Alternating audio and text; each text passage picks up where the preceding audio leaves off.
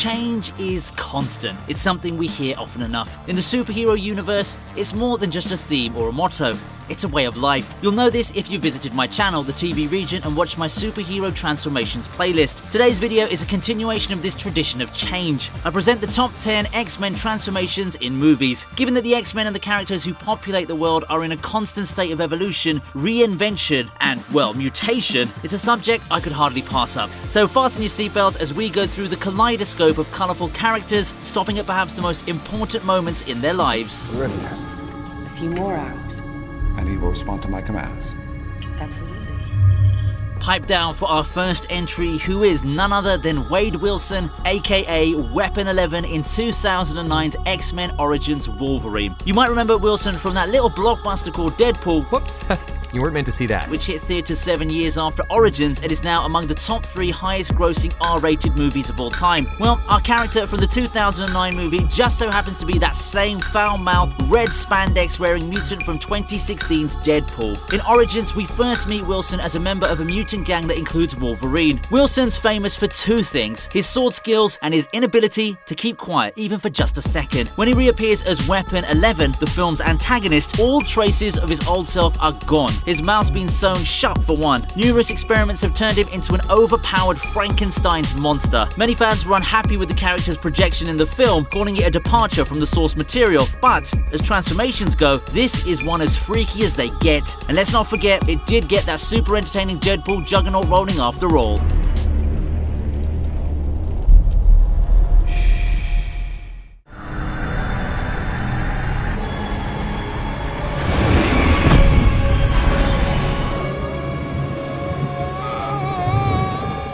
At number 9, we have mutant-hating politician Robert Kelly's transformation into a mutant in 2000's X-Men. This is the movie that ushered in the modern superhero era in Hollywood.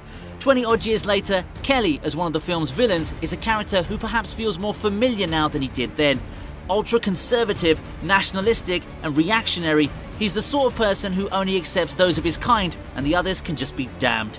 Fun fact here, Bruce Davison, the actor who played Kelly, has claimed that the character was a big hit with a certain American political party of that time.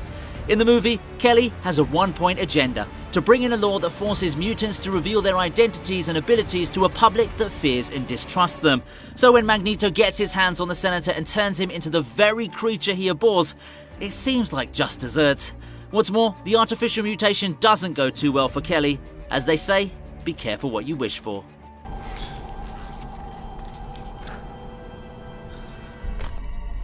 No.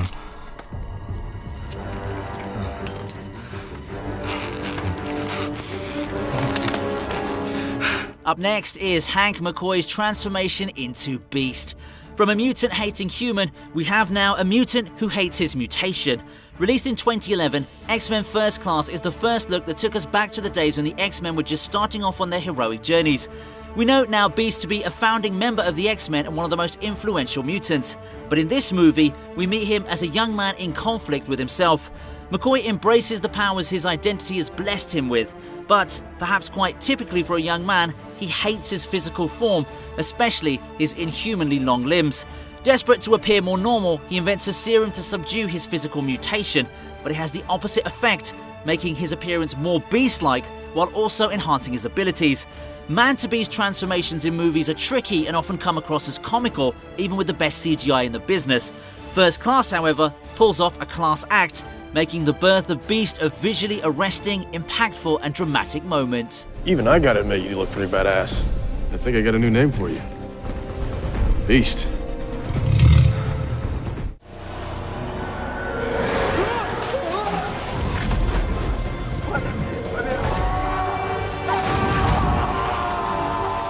Blinding us all, at number 7 is Sunspot in 2020's The New Mutants.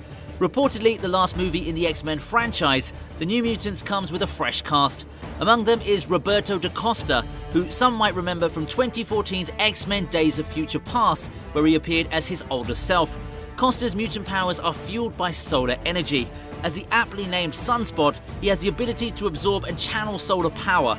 In the new movie, Costa's a young man, and like most mutants in their youth, he's afraid of his powers and his inability to control them. What's more, a tragedy in his past that was caused by his mutation has left him scarred for life. So when Costa's mutation is suddenly activated, turning him into a man on fire, it's a shocking sight for the audience. That this transformation comes bang in the middle of a romantic date in the pool and has some chilling horror movie inspired moments makes it quite memorable.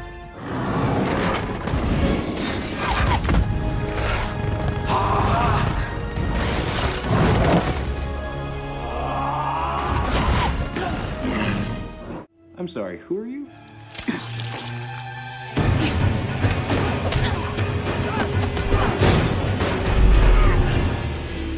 As mutants go, our next contender's the funnest of them all. Smart, strong, fierce, badass and blue-skinned, she's the one and only Mystique, born Raven Darkholme. Mystique's shape-shifting abilities make her the perfect secret agent and spy. Not only can she take on the appearance of any person she wishes to, she can perfectly mimic their voice, accent, language and even their fingerprints, which makes it impossible to tell that she's an imposter. And she uses this ability to devastating effect time and time again. But that's just one side of her personality. Mystique is incredibly multifaceted. She's strong in a fight, not afraid to get her hands dirty or go where no one dares to go. She's also quite full of mischief as she impersonates inanimate objects and her friends too. At the same time, her ever-shifting allegiances make her unpredictable and downright dangerous. She's done all manner of evil deeds, yet she never fails to arouse your sympathy. That makes her one of the most compelling X-Men characters. The mystique surrounding her real age and true form in the comics only strengthens this aura of mystery. I said the real Raven. Perfection.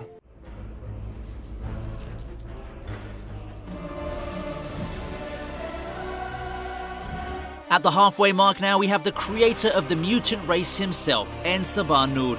Revered as a god and feared for his superhuman abilities at the same time, En-Sabah-Nur is a powerful entity to begin with. But in the 2016 movie X-Men Apocalypse, he turns into an even more terrifying being. Buried deep in the pyramids of ancient Egypt, he's reborn as Apocalypse, who, as the name suggests, is hell-bent on destroying the universe and bringing a great calamity upon all its inhabitants, both human and mutant. A rebellion by the very people who worship him keeps him trapped underground, and it's centuries before he rises from his desert tomb. When he does emerge though, the rumblings he causes are on an entirely different level, even for the X-Men, who fought and defeated great enemies in their time and must now face off against him. A difficult task given that Apocalypse is both destructive and indestructible, more god than mutant.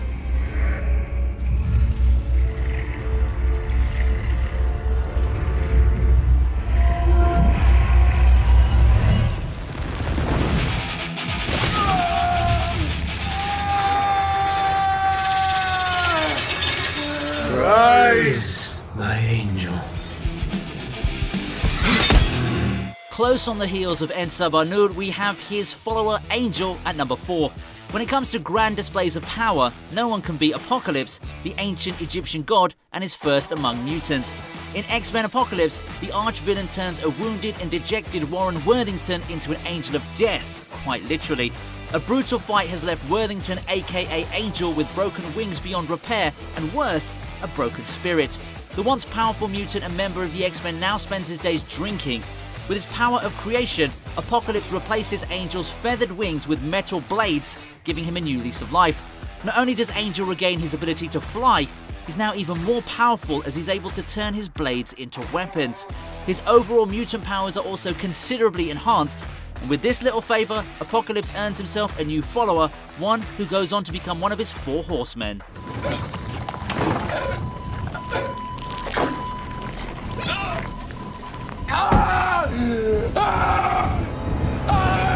The transformation that makes the third spot teaches us that great power comes at a price. We're talking about Wade Wilson's metamorphosis into Deadpool. As remarkable as Wilson's turn as Weapon 11 in X-Men Origins is, it's no match for his transition in 2016's Deadpool. Here, Wilson's dying of cancer, and the only way he can be saved is by submitting himself to a very shady experiment with an unclear agenda. After going through with the process, Wilson not only beats cancer, but ends up being immortal. But before he can rejoice, he realizes that the experiment has left him horribly disfigured. The rest of the movie, as perhaps you already know, is all about Wilson tracking down the man who saved his life and turned him into an unlikely superhero, but also in the process turned him into an ugly mess. It's astounding that one of the most successful superhero movies of all time rests on such a simple plot. It just goes to show that sharp humor, biting sarcasm, and an inspiring turn by a smart-mouthed leading man can lift a movie to great heights. Oh, hello. I know, right?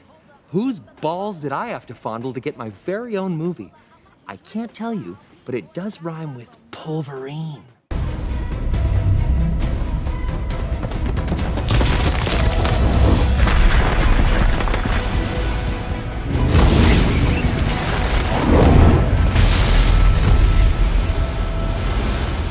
Now, this video wouldn't be complete without our next contender, who is Jean Grey in her Dark Phoenix avatar. The superheroine is one of the most powerful beings in the X-Men universe. She also has one of the most compelling storylines in the comics' long history.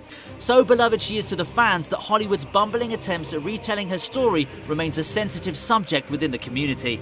X-Men Dark Phoenix hit theaters in 2019. It was the second film to bring the Dark Phoenix saga to the big screen after the much maligned X-Men The Last Stand in 2006. What the newer movie does remarkably well is show Jean Grey's transformation into the immensely powerful Dark Phoenix. In the final fight, Grey lets herself succumb to the dark force within her, using its full powers to save her friends from the enemy. Unlike her old self, who feared this corrupting power and lost herself to it, she's now in full control of it. The fiery Phoenix imagery makes this one of the most memorable scenes in the entire movie.